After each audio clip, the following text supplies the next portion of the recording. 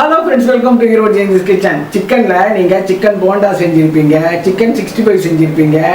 ஆனா chicken Cola உருண்டை செஞ்சிருக்கீங்களா? நான் இன்னைக்கு நம்ம Hero James Kitchenல chicken கோலா உருண்டை செஞ்சு காட்டுறேங்கன்னு. ரொம்ப ஈஸியான ரெசிபி, நல்லா டேஸ்டா இருக்கும். செஞ்சு பார்த்துட்டு எனக்கு கமெண்ட்ல சொல்லுங்க கண்ணு. நான் இப்போ 150 கிராம் சிக்கன் எடுத்துருக்கேன் கண்ணு. இந்த சிக்கனை வாஷ் பண்ணி வச்சிருக்கிறேன். இது போன்லெஸ் சிக்கன் கண்ணு. போன்லெஸ் சிக்கன்ல தான் நம்ம வந்து கோலா உருண்டை செய்ய முடியும். அதனால நான் 150 கிராம் சிக்கன் எடுத்துருக்கேன்.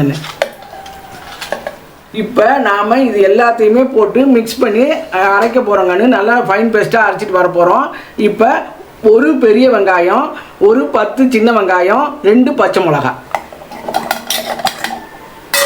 அதுக்கப்புறம் கொஞ்சமாக இஞ்சி பூண்டு பேஸ்ட்டு.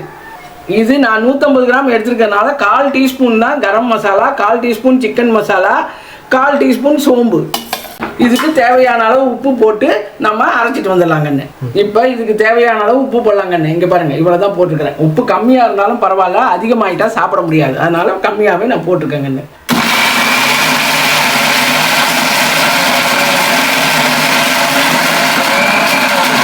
இந்த அளவுக்கு அரைச்சி எடுத்து வந்தாச்சு கண்ணே சிக்கனை.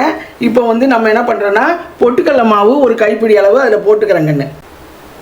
இது ஏன் போடுறோம்னா கிறிஸ்பியாக வரும், கோலா உருண்டை கிறிஸ்பியாக வருங்கண்ணு. அதுக்காக தான் இதை போடுறோம்.